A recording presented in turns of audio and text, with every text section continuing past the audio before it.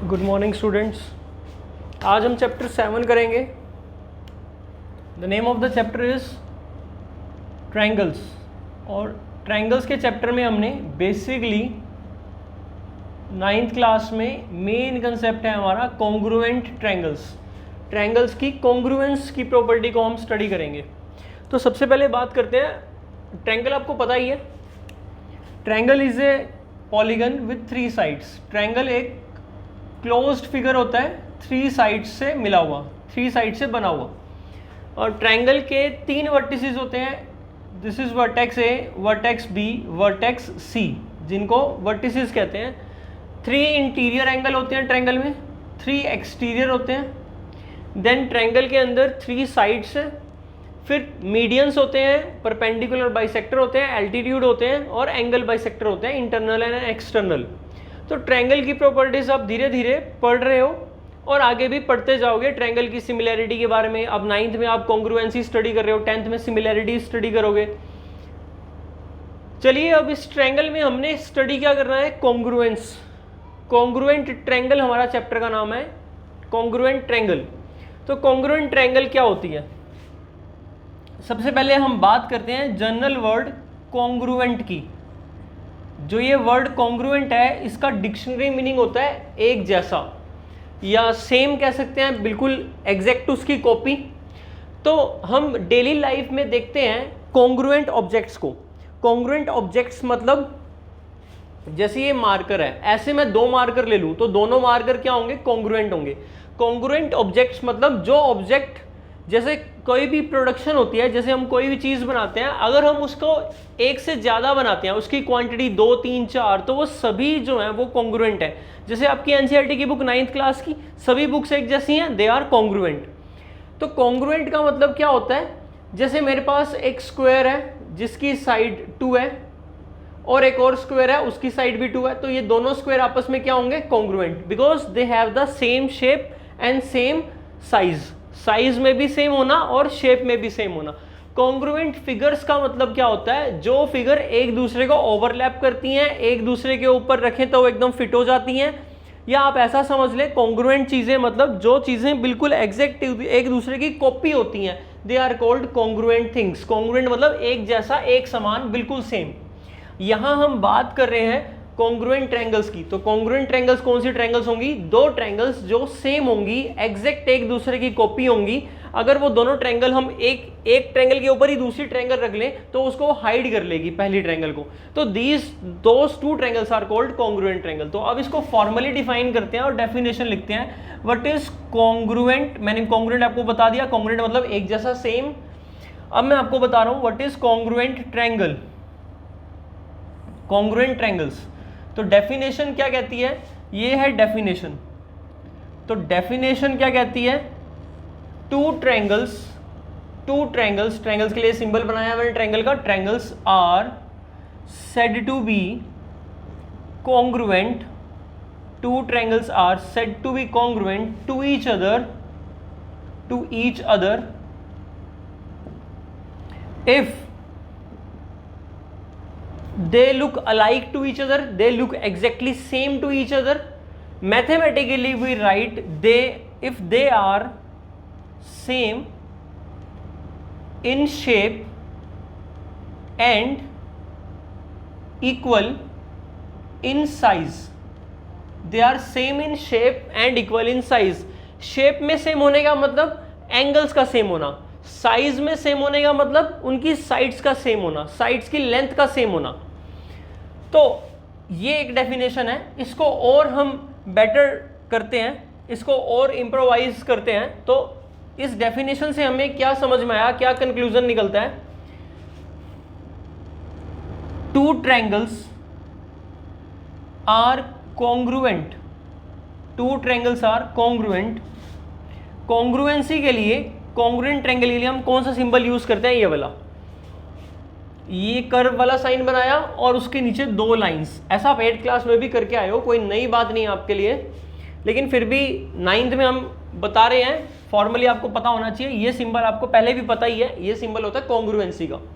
तो 2 triangles are congruent if, first point, there, मैं यहां वर्ड एक यूज करूं corresponding, there corresponding angles are same और इक्वल। सेकंड,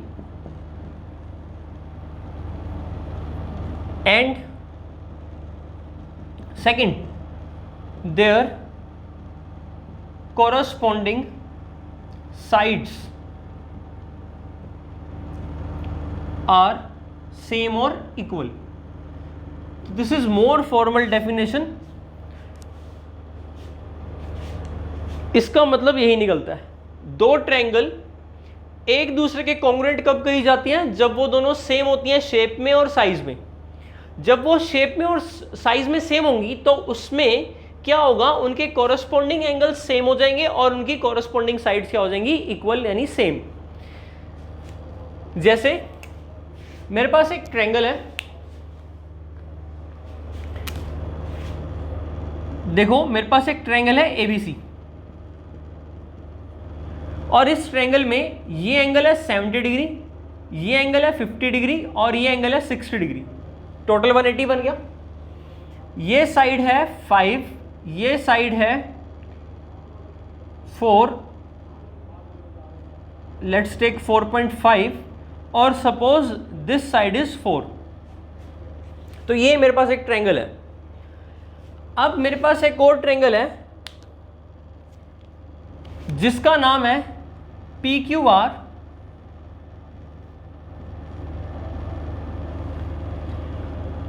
यहां एंगल है 60 डिग्री, यहां एंगल है 70 डिग्री और यहां एंगल है 50 डिग्री। ये साइड है 5, ये साइड है 4 और ये साइड है 4.5। तो अब आप इन दोनों ट्रायंगल को देखो और कंपेयर करो, तो क्या ये दोनों ट्रायंगल कॉन्ग्रुएंट हैं? देखो इस ट्रायंगल में एक एंगल 50 डिग्री है, इस ट्रायंगल में एक एंगल 50 डिग्री है। तो मैं यहां पर इसको फिल कर रहा हूं, ये जो 50 डिग्री वाला एंगल है, और इसमें 50 डिग्री वाला एंगल फिल कर दिया मैंने। अब देखो जो ये ए वर्टेक्स पर एंगल 50 डिग्री है वो इस ट्रायंगल में क्यू वर्टेक्स पर है। तो जब हम बात कर रहे हैं कॉरस्पॉन्डिंग वर्ड की, तो कॉरस्पॉन्डिंग का मतलब ये है कि जब हम ये कहना चाह रहे हैं इस ट्रायंगल के एंगल इस ट्रायंगल के एंगल के इक्वल हैं, तो ट्रायंगल में तो 3 एंगल होते हैं। अब हमें ऐसे तो ना कह सकते हैं कि इस ट्रायंगल के तीनों एंगल, इस ट्रायंगल के तीनों एंगल, कौन से 3 एंगल? हमें बताना पड़ेगा ना कि इसका जो भी 3 एंगल, अलग अलग 3 एंगल हैं, वो इस ट्रायंगल के 3 एंगल के इक्वल है, बट कौन सा एंगल कौन से एंगल के इक्वल है, यानी कौन से वर्टेक्स से मैच करता है। इसीलिए हम वर्ड यूज करते हैं कॉरस्पॉन्डिंग। तो मतलब यहां पर एंगल ए पी और आर एंगल के इक्वल नहीं है, यहां पर एंगल ए किसके इक्वल है? क्यू के। तो ए एंगल किस एंगल के कॉरस्पॉन्डिंग होगा? क्यू के। तो यहां पर कहा जाएगा angle A is equal to angle Q. तो A angle and Q angle are corresponding. तो angle A and angle Q are corresponding. Corresponding के लिए आप ये एरो डिनोट करते हैं, this arrow denotes A letter is correspond to Q letter, A vertex corresponds to Q vertex, A angle correspond करता है Q से, क्योंकि दोनों इक्वल आ रहे हैं। अब B एंगल 60 डिग्री है, इसको मैं ब्लैक कलर से फिल कर रहा हूं। B पर 60 डिग्री एंगल है, तो इस ट्रायंगल में भी 60 डिग्री का एक एंगल है P पर। तो B एंगल किसके कॉरस्पॉन्ड होगा? P के। B एंगल किस एंगल के कॉरस्पॉन्ड होगा? P के। And they are equal, angle B and angle P are equal. तीसरी बात, अब C पर एंगल अगर इक्वल है, ये जो C पर ये एंगल है 70 डिग्री, इसमें R पर एंगल है 70 डिग्री, तो यानी हम कह सकते हैं जो एंगल C होगा वो एंगल R के कॉरस्पॉन्ड होगा। C angle corresponds to R angle, तो दे आर इक्वल। इसी तरह से जो हमारे पास AB साइड है वो 5 है और PQ 5, ये साइड इस साइड के इक्वल है, तो कॉरस्पॉन्डिंग होंगी AB और PQ। अब BC साइड 4 है, तो 4 साइड PR है, तो ये साइड इसके कॉरस्पॉन्ड होगी। अब AC 4.5 है, तो QR 4.5 है। देखो मैंने जब तीनों साइड्स इक्वल तो हैं, पर कौन सी साइड किस साइड के इक्वल है, ये बहुत इंपॉर्टेंट है। तो इसीलिए वर्ड यूज किया मैंने कॉरस्पॉन्डिंग साइड्स आर इक्वल, मतलब इसकी तीनों साइड्स में से कोई ना कोई एक साइड इसकी कोई ना कोई एक साइड के इक्वल है। तो वर्ड यूज किया है कॉरस्पॉन्डिंग, मतलब इस रिस्पेक्टिवली इसकी एक साइड इसकी एक साइड के इक्वल है। तो ए बी किसके इक्वल है, पी क्यू के, बी सी किसके इक्वल है, पी आर के, और ए सी किसके इक्वल है, क्यू आर के। तो these two triangles satisfies the property of congruent triangle. But अब कॉन्ग्रुएंट ट्रायंगल होने का मतलब, इसका मतलब कि अगर मैं एबीसी ट्रायंगल को पी क्यू आर के ऊपर, एबीसी ट्रायंगल को उठाकर पी क्यू आर के ऊपर फिट करूंगा तो ये फिट हो जाएगी, because they are congruent. But अब एक बात ऐसे सोचो कि अगर इसी ट्रायंगल को एग्जैक्टली मैं यहाँ ऐसे रख दूं, यहाँ ए, यहाँ बी, यहाँ सी, तो फिट नहीं होगी। क्यों? ए 50 डिग्री है और यहाँ पर तो पी पर 60 डिग्री है, तो ये क्या करना पड़ेगा, इसको रोटेट करना पड़ेगा। समझ लो मेरी बात, इसको क्या करना पड़ेगा, रोटेट। जब मैं इसको रोटेट करूंगा, ट्रायंगल तो वही रहेगी, तो वो ट्रायंगल रोटेट होकर फिर फिट हो जाएगी। ये मैं आपको एक डायग्राम से समझाता हूं।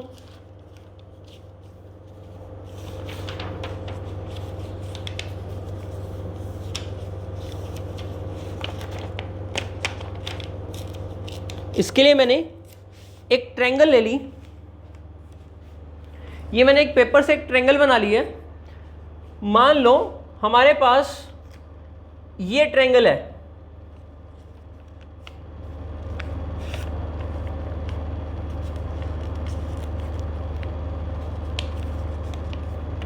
तो मान लो हमारे पास ये ट्रायंगल है ABC। अब ये ट्रायंगल इस PQR के ऊपर फिट नहीं होगी, क्योंकि हमारा जो एंगल A था वो यहाँ पर P नहीं है, P तो 60 है और A 50 है। इसके तीन एंगल के इक्वल हैं, लेकिन उसमें कॉरेस्पॉन्डिंग लेटर से उनकी पोजीशन चेंज हो रही हैं। तो हमें क्या करना पड़ेगा, यहाँ पर 50 है तो इसको मैं आपको समझाने के लिए यहाँ बता रहा हूँ, इसके ऊपर मैंने 50 लिख दिया। ये जो एंगल A था यहाँ 60 था और यहाँ 70 था, ये एंगल हमारा 70 हो गया। तो देखो जब हम इसको ऐसे रोटेट कर देंगे या ऑपोजिट में ले ले तो ऐसे रोटेट कर देंगे,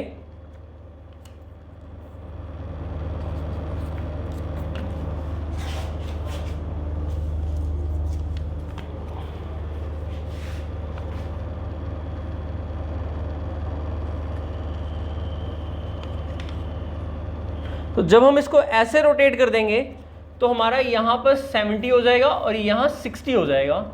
तो हम क्या करेंगे, ये थी हमारे पास ट्रायंगल, इसको हमने कुछ ऐसे रोटेट कर दिया, और ऐसे रोटेट करने के बाद क्या होगा, यहाँ 50 आ गया और यहाँ पर हमारा एंगल आएगा 60 और यहाँ एंगल क्या आ जाएगा 70। तो यानी कि ये ट्रायंगल, यानी हमें इसको फ्लिप करना पड़ेगा, हाँ फ्लिप करके रोटेट भी करना पड़ेगा, इसको फ्लिप करना पड़ेगा और फ्लिप करके रोटेट भी करना पड़ेगा। तो ये ट्रायंगल इस ट्रायंगल के ऊपर फिट हो जाएगी। एक्चुअल में ये आपके पास कुछ ऐसा बनेगा, एक बार दोबारा मैं बताता हूं आपको।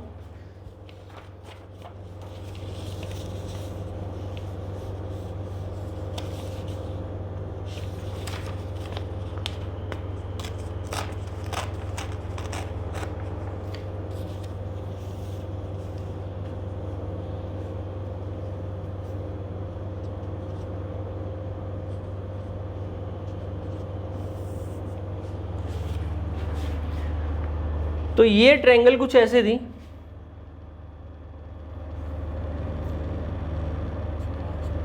ये 50 ले लिया, इसको 60 ले लिया। तो ये ट्रायंगल कुछ ऐसे थी, यहाँ एंगल 50, यहाँ एंगल 60, यहाँ एंगल 70। अब मैं क्या करता हूँ, देखो 70 तो वही है, तो अगर मैं इसको सिर्फ फ्लिप कर दूँ तो 70 तो यहीं आएगा। अब यहाँ नीचे एंगल कौन सा हो गया 50 और यहाँ कितना हो गया 60। इसको कहते हैं फ्लिप करना। ये 50, 60, 70 था, 70 को रखते ही मैंने इसको ऐसे घुमा दिया। जब मैंने इसको घुमाया तो ये ट्रायंगल ये 70 हो गया, ये 50, ये 60। यानी इस ट्रायंगल को आपने इस एंगल को फिक्स करते हुए इसको पलट दिया। जब आपने पलटा तो आपने एग्जैक्ट ये वाली ट्रायंगल इसके ऊपर एग्जैक्टली फिट हो जाएगी। तो कॉन्ग्रुएंसी में क्या है कि ये दोनों ट्रायंगल आपस में एक दूसरे के कॉन्ग्रुएंट तो हैं, बट कॉन्ग्रुएंट होने से आप ये मत समझो कि एग्जैक्टली ये इसके ऊपर फिट हो जाएगी, आपको इसको रोटेट या शिफ्ट करना पड़ सकता है। इसीलिए हमारे पास वर्ड क्या यूज होता है, corresponding sides are equal and corresponding angles are equal. तो यहां पर हम क्या बोलेंगे कि ट्रायंगल ABC, तो therefore triangle ABC is congruent to triangle, ये ट्रायंगल कॉन्ग्रुएंट होगी ट्रायंगल ए लेटर के कॉरस्पॉन्डिंग क्यू था, तो पहले क्या आएगा क्यू, क्योंकि इसमें 50 डिग्री था तो इसमें भी 50 डिग्री है। बी एंगल के कॉरस्पॉन्डिंग क्या आएगा, बी पर 60 था तो पी पर 60 है पी, और सी पर 70 था तो आर पर 70 है आर। तो देयरफॉर हम कह सकते हैं कि ट्रायंगल एबीसी कॉन्ग्रुएंट हो जाएगी ट्रायंगल क्यूपीआर के by definition, the definition of congruency, क्योंकि दोनों ट्रायंगल के तीनों एंगल्स कॉरस्पॉन्डिंग एंगल्स सेम है।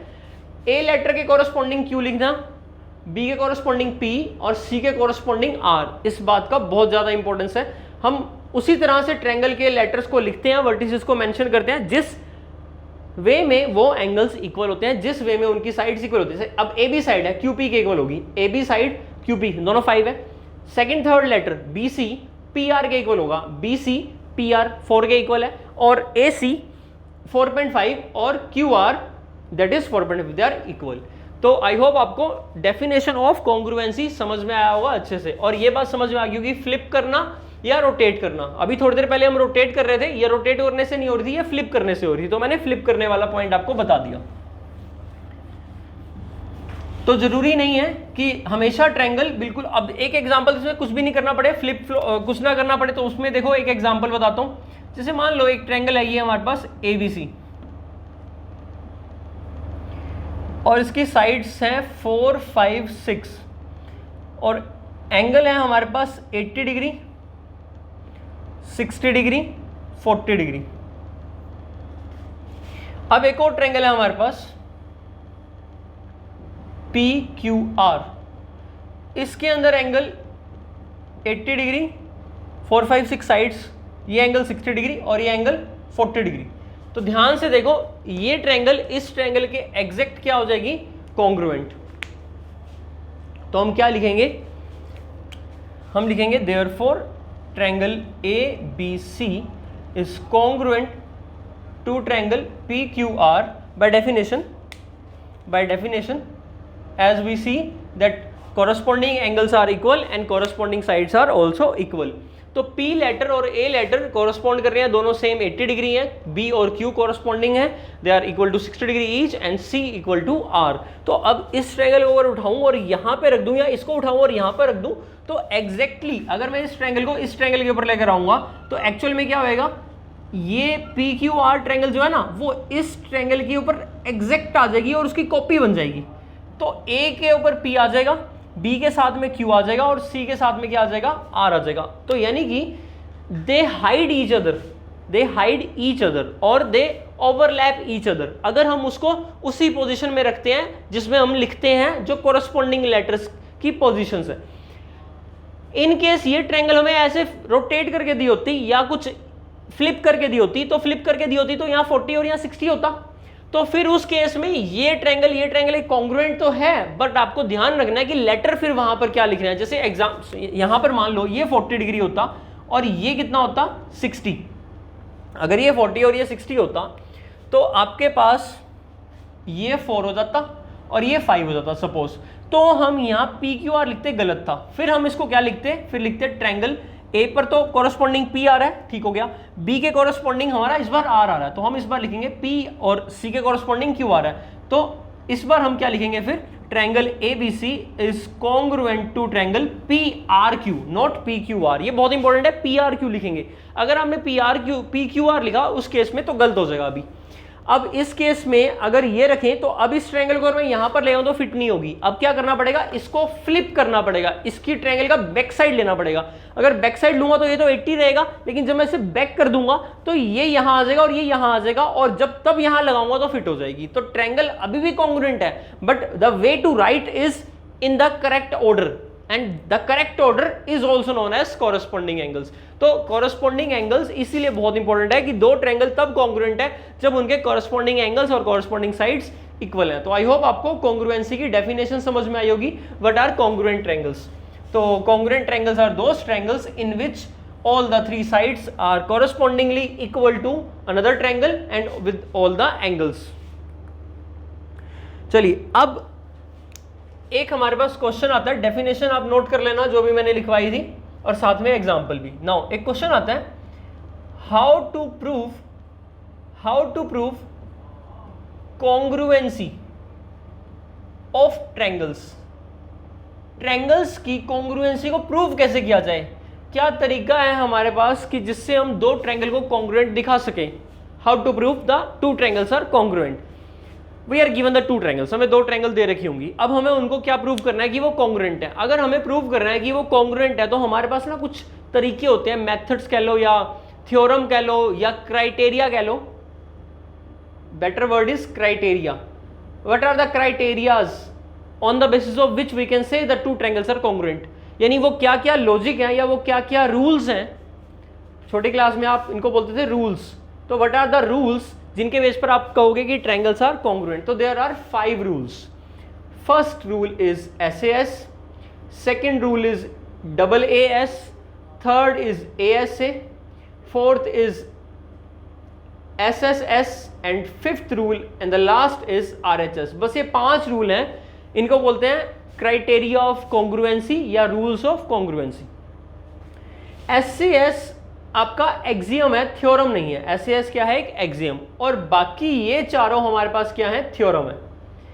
आपके सिलेबस में ये थ्योरम नहीं है, लाइक आपको ये थ्योरम्स प्रूव करना ये सिलेबस में नहीं है आपके। हाँ, करना चाहो तो आप कर सकते हो, देयर इज नो प्रॉब्लम, और हो भी जाता है प्रूफ, इजी है, इतना मुश्किल नहीं है।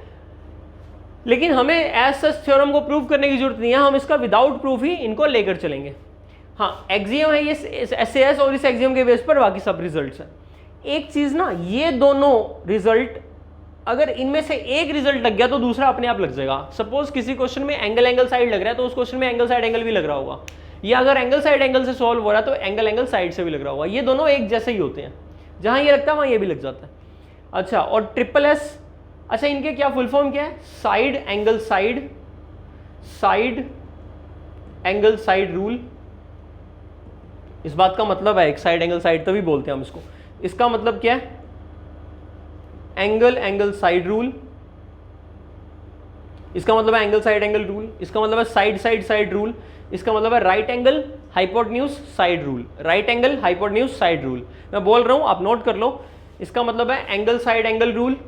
इसका मतलब है साइड। इसका मतलब है राइट एंगल हाइपोटेन्यूज और साइड रूल। ठीक है, तो ये 5 क्राइटेरिया हैं, या मैं लिख ही देता हूं, आप नोट कर लेना इसको। एंगल साइड एंगल रूल, ये 5 क्राइटेरिया हैं कॉन्ग्रुएंसी के। इन पांचों में से कोई ना कोई एक तो लगेगा जब भी हम किसी क्वेश्चन में दो ट्रायंगल को कॉन्ग्रुएंट प्रूव करेंगे। और लास्ट क्या बताया? राइट एंगल हाइपोटेन्यूज और साइड रूल। अब हमें 2 ट्रायंगल दे रखी होंगी और रूल पता करना है कि कौन सा रूल ट्रायंगल के अंदर अप्लाई हो रहा है, जिसके बेस पर हम उस ट्रायंगल को कॉन्ग्रुएंट कह रहे हैं।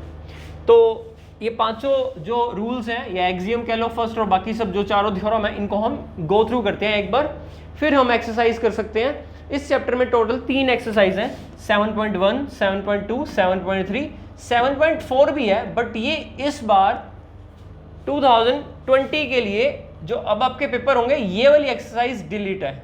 CBSE के सर्कुलर में ये वाली एक्सरसाइज 7.4 एक्सरसाइज डिलीट है, ये नहीं आएगी पेपर में। तो आपके पास 3 ही टॉपिक है, 7.1, 2 एंड 3। 7.1 में आपका यही लगना है, SAS रूल लगना है, या एंगल साइड और एंगल साइड एंगल, यही रूल लगने हैं। 7.2 में आपके पास 2 थ्योरम आएंगी, मोस्ट इंपोर्टेंट थ्योरम। वो थ्योरम ये है, एंगल आइसोसेलेस ट्रायंगल प्रॉपर्टी आपने पढ़ रखी होगी पहले छोटी क्लास में। आइसोसेलेस ट्रायंगल प्रॉपर्टी, अगर 2 एंगल इक्वल हैं तो उनके साइड्स इक्वल होंगी, और अगर 2 साइड्स इक्वल हैं तो उनके ऑपोजिट एंगल इक्वल होंगे।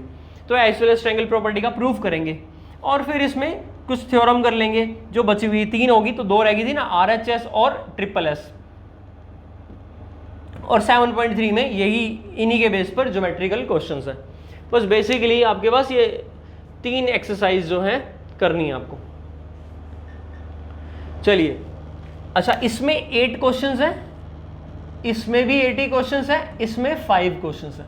7.1, 7.2, 7.3, और इस चैप्टर में 8 एग्जाम्पल्स हैं। 7.4 आपकी डिलीट है। तो सबसे पहले एक्सियम को समझ लेते हैं, मतलब जो rules of criteria of congruency है उसको समझ लेते हैं। जो ये क्राइटेरिया या रूल्स कह लो, criteria to prove congruent triangles, triangle को कॉन्ग्रुएंट प्रूव करने के जो क्राइटेरिया हैं उनको हम समझ लेते हैं। तो पहला मैंने आपको बताया है SAS, side angle side rule. SAS में क्या होता है, नाम से जैसे पता लग रहा है ना, साइड फिर एंगल फिर साइड, ये ना कॉन्जिक्यूटिव होना चाहिए, मतलब लगातार होना चाहिए। जैसे मेरे पास ना दो ट्रायंगल है, एबीसी ट्रायंगल, PQR ट्रायंगल, ये दो ट्रायंगल है मेरे पास। मान लेते हैं ये एंगल 60 डिग्री है और ये एंगल भी 60 डिग्री है। मान लेते हैं ये साइड 5 है और ये साइड 6 है। मान लेते हैं कि ये साइड 5 है और ये साइड 6 है। मतलब आपको तो क्वेश्चन में दे रखी होगी, आपको तो समझना है कि साइड एंगल साइड क्या लगा है, कैसे लगता है और क्या मतलब होता है उसका। इस ट्रायंगल में AB साइड 5 है, इस ट्रायंगल में PQ 5 है। सबसे पहले तो जो साइड सेम है ना उस पर आप टिक कर लो, सिंगल टिक लगाना है। AB PQ के इक्वल है, ये टिक जो है ना, ये छोटी सी जो लाइन है ये रिप्रेजेंट करती है इस बात को। फिर ये जो एंगल 60 डिग्री है इसके लिए दो टिक लगा दिया मैंने, ये एंगल 60 डिग्री ये हो गया। साइड के बाद ही एंगल है ना, साइड के बाद एंगल, फिर साइड होनी चाहिए, फिर ये साइड 6 और ये साइड भी 6। तो थोड़ा सा एक काम करते हैं, थोड़ा सा फिगर मेरे को भी सही सा नहीं लग रहा।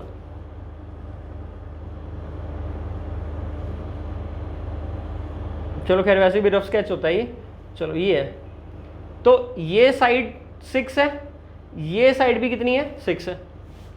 तो क्या लगा SAS। तो आपको समझ में आया SAS कैसे लगा।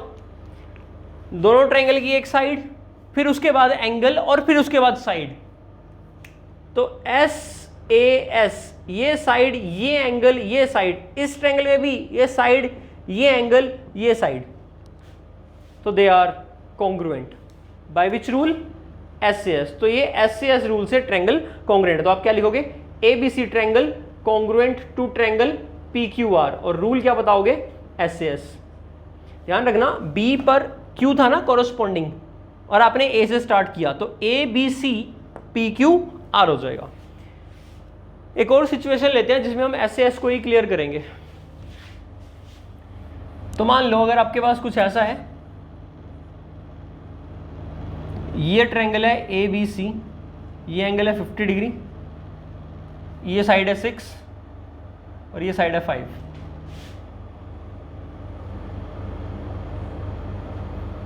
ये ट्रायंगल है RST, ये एंगल है 50 डिग्री, ये साइड है 6 और ये साइड है 5। तो क्या अभी भी ये SAS से कॉन्ग्रुएंट है? द आंसर इज यस, क्योंकि आपने ये देखा ना कि इसके अंदर एक एंगल 50 है, यहां भी एक एंगल 50 है। तो सबसे पहले तो आपने एंगल आइडेंटिफाई कर लिया। अब क्या होना चाहिए, उस एंगल के इधर उधर साइड्स होनी चाहिए, यानी उस एंगल की एडजेसेंट साइड्स।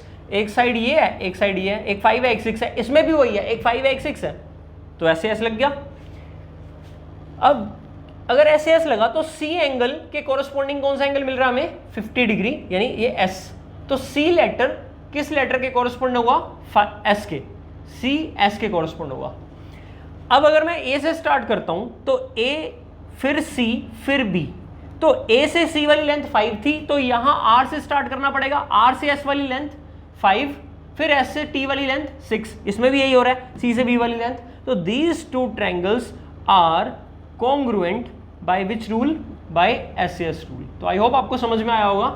अब यानी अगर मैं इस ट्रायंगल को इस ट्रायंगल पे फिट करूं तो मुझे क्या करना पड़ेगा, इस ट्रायंगल को फ्लिप करना पड़ेगा, बिल्कुल ऑपोजिट उल्टा करना पड़ेगा। ये यानी इसको ऐसे घुमाकर पीछे से ले आओ चाहे आगे से, ये एंगल जब ऐसे कर, इसको ऐसे करोगे तो ये 50 डिग्री यहां पर आ जाएगा और फिर ये इसके ऊपर फिट हो जाएगी। जब इसको इधर करोगे तो ये 5 इस साइड आ जाएगा, 6 उल्टा होगा तो 6 यहीं रहेगी साइड, ये 50 यहां था और ये 50 यहां है तो ये इधर आ जाएगा, तो फिर ये फिट हो जाएगी। तो ABC ACB किसके है,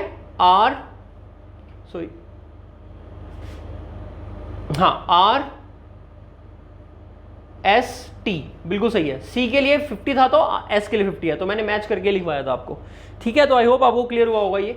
अब सपोज इसी सिचुएशन में अगर कुछ ऐसा होता, मान लो यहां 50 डिग्री नहीं है, यहां है 60 डिग्री और 50 डिग्री यहां है, तो क्या अब ये ट्रायंगल कॉन्ग्रुएंट होंगी SAS से? The answer is no. अब ये ट्रायंगल कॉन्ग्रुएंट नहीं है। जब कॉन्ग्रुएंट नहीं होती ना तो it means is not congruent to. अब ये एस से कॉन्ग्रुएंट नहीं है, क्यों? यहाँ 50 या 5 6 तो है, पर 50 यहाँ क्या है 60, तो यहाँ वाला 50 नहीं ले सकते, आपको कौन सा लेना है? इंक्लूडेड एंगल ही लेना है। हाँ, सिचुएशन अगर ऐसी भी होती, मान लो ये 6 है और यहाँ 7 है, अब 50 के बीच में 6 7 है, 6 यहाँ 7 और यहाँ 50 होता तो पॉसिबल था, फिर यहाँ 80 हो जाता, फिर भी पॉसिबल था कि 6 7 और 50। तो आपको समझ में आ गया होगा कि एस से एस का मतलब क्या है? साइड एंगल साइड, और ये कॉन्जिक्यूटिव ही देखना है। अगर एंगल या साइड अलग हो गई तो फिर ये वाला रूल नहीं लगेगा। तो सेकंड देखते हैं, ए एस से रूल या दूसरा ए एस या ए एस से, एक ही बात है। एंगल साइड एंगल, नाम से ही पता लग रहा है पहले एंगल होना चाहिए फिर साइड फिर एंगल। तो मान लो आपके पास ट्रायंगल है ए बी सी, तो मान लो ये एंगल 50 डिग्री है, एंगल हो गया, ये साइड 6 है और ये एंगल है 70 डिग्री। बाकी इन्फॉर्मेशन हमें नहीं दे रखी, तो ये एंगल साइड एंगल की इन्फॉर्मेशन, एंगल हो गया, साइड होगी एंगल। अब दूसरी ट्रायंगल में कुछ ऐसे है, पी क्यू आर ट्रायंगल में ये एंगल 50 डिग्री है, ये एंगल 70 डिग्री है और ये एंगल, ये साइड 6 है, इसमें भी हो गया 56 70, यहाँ भी हो गया 56 70। ये ऐसे देख लो या ऐसे देख लो, क्लॉकवाइज एंटी क्लॉकवाइज कोई फर्क नहीं पड़ता, बस बेसिकली एंगल, एंगल के बाद साइड, साइड के बाद एंगल। तो एंगल साइड एंगल रूल से ही कॉन्ग्रुएंट हो जाएंगी। तो कौन सी ट्रायंगल होंगी? अब ए से स्टार्ट कर रहा हूं मैं, ए फिर बी फिर सी, कॉन्ग्रुएंट टू। अब ध्यान से देखना, ए एंगल कौन सा एंगल था? 50 डिग्री, तो यहां पर 50 डिग्री कौन है? आर, तो क्या लिखूंगा? आर। फिर बी पर एंगल कितना था? 70, तो यहां पर पी पर है 70, तो बचा क्या? क्यू। तो ये एंगल साइड एंगल से कॉन्ग्रुएंट हो जाएंगी। ठीक है, अब मैंने आपको बताया था अगर एंगल साइड एंगल लग रहा है तो एंगल एंगल साइड भी लग जाएगा। देखो कैसे, 50 70 दिया तो ये एंगल आप निकाल सकते हो खुद से, ये एंगल कितना आएगा? 60 डिग्री। कैसे? एंगल सम प्रॉपर्टी से निकाल दिया मैंने, तीनों का सम 180 होता है। 70 50 120, तो ये एंगल कितना आएगा? 60 डिग्री, एंगल सम प्रॉपर्टी से ये भी निकाल दिया। अब देखो एंगल एंगल साइड, ये 6 साइड है, कहीं से घूम के ले आओ, यहां से आ जाओ या वहां से, जहां से मर्जी आ जाओ।